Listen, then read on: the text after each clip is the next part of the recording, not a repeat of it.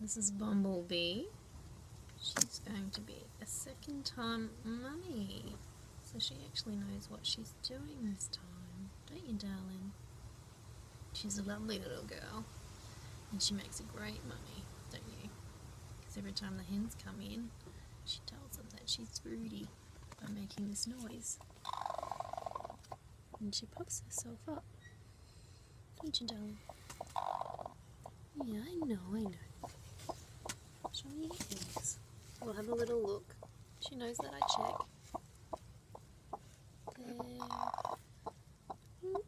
There's her eggs. She's got 6 under her. And I've also got 6 in the incubator. And they're actually going to be silky chicks. And she's the perfect size because she's a bantam. Larger eggs are a little bit big for her, but she's having no trouble covering these 6 little silky eggs. The eggs she's going to hatch out are going to be black and splash, which is sort of a white, bluey black flecks through a white coat. Which should be pretty nice, but ratio of splash to black is really unknown because the lady I bought them from, she has them all mixed in together, so it's just a chance what type we're going to get.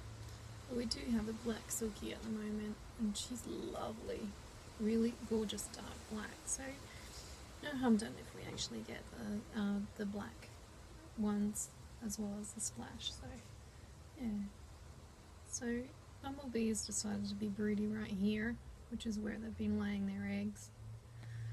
I did lock her up last time, but I'm actually not doing it now. She seems to be knowing what to do and she stays on her eggs.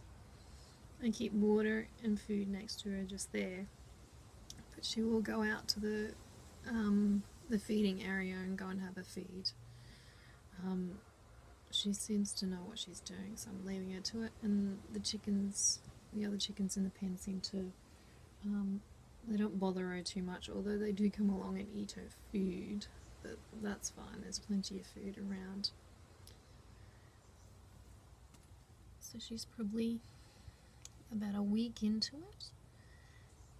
And I know that she's going to be sitting the entire time because she's got that look of determination on her.